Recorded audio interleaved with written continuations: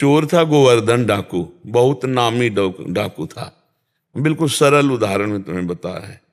तो एक दिन राज कर्मचारियों ने उसका पीछा किया, अब वो भागा, घोड़ा भी छोड़ दिया, पैदल भागा। तो एक जगह देखा बहुत सत्संग हो रहा था, कथा हो रही थी। पंडित परशुराम जी महाराज कथा कर रहे थे, करमैती बाई के पिता।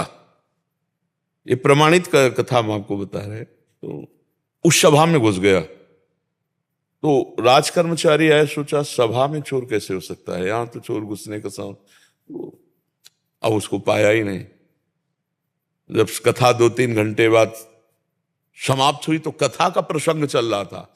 वृंदावन में श्री बांके बिहारी लाल को आज यशोदा मैया ने सोने की करधनी, सोना, वो तो चोर आदमी, करधनी सोने की। भगवान श्री कृष्ण चंद्र जी को बांके बिहारी को कह के पुकार, 8 वर्ष की अवस्था है, मैया ने सोने की लकुट दी, सोने का।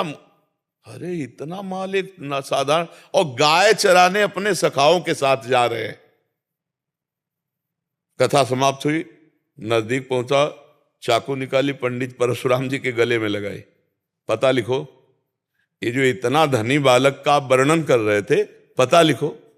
उन्होंने देखा तो उनका डाकू है जो मेरा नाम सुन करके भयभीत हो जाते हैं, हमारा नाम गोवर्धन डाकू है। कहा भैया इतनी तुम्हें जल्दीबाजी क्या है? बोले पता लिखो। केवल कहा? बोले मथुरा क्षेत्र वृंदावन, बाप का नाम नंद बाबा, कन्हैया, गाय चराने। पर सुनो, तुम्हारे जैसे डाकू उसको चोरी नहीं कर सकते, बहुत नटनागर, बहुत प्रवीण बालक है वो। तो उन्होंने कहा तुम हमको ऐसा समझते हो, अकेले अकेले राजाओं के महलों को लूट लिया है। बोले फिर भी नहीं लूट सकते, बहुत प्रवीण है। तो उनका कसम खाता हूं, जब तक उसे लूट नहीं लूंगा तब तक पानी नहीं पीऊंगा। परशुराम जी ने सोचा भगवान की अपार कृपा इसके ऊपर, पता नहीं क्या लीला होने वाली इसके ऊपर। उन्होंने कहा सुनो, हमारी तरफ से माखन मिश्री ले लो, जब तुम्हारा बस ना चले तब माखन मिश्री उसे खवा देना। हाँ ये बात भी ठीक है, बच्चा है, फुसला के काम चल जाए तो मारना काहे को पड़ेगा।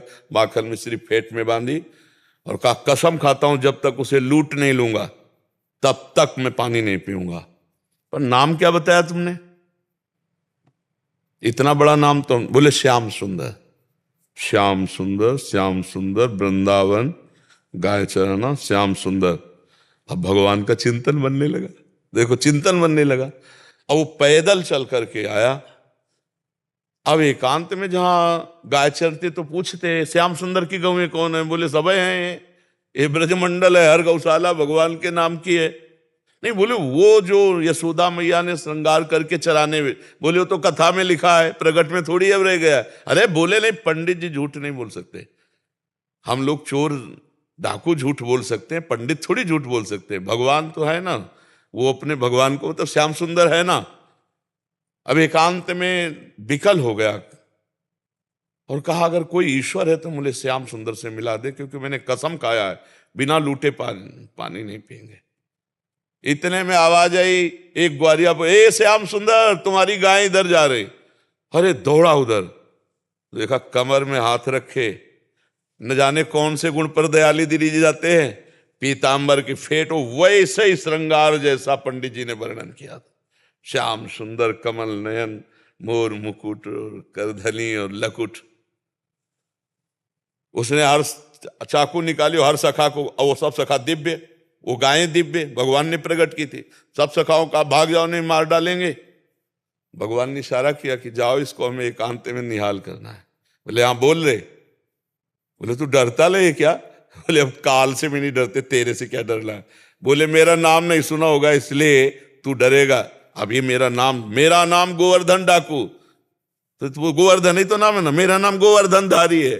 भगवान उससे जब वार्ता कर रहे हैं तो उसका जीवत तो नष्ट हो रहा है, अज्ञान नष्ट हो रहा है। उन्होंने देखा बड़ा प्रवीण पंडित जी कह रहे थे माखन मिश्री खवा के काम कर ले। बोले सुनो, भगवान ने कहा अच्छा ऐसा प्यार करते हो? बोले प्यार के लिए नहीं, ये सोना चांदी जो पहले ये उतरा ले के लिए। वो कहा ये तो वैसे ही उतार देंगे, लाओ तुम्हारा। माखन में श्री खाए और कहा थोड़ा तुम खाओ, और जे भी भगवान ने चखाया उसे भगवत अज्ञान हो गया। अब भगवान को साष्टांग दंड, प्रभु प्रभु। एक बात सुनी कि कन्हैया गौ में चरा रहा है, चल पड़ा, कसम खा ली तो भगवान मिल गए।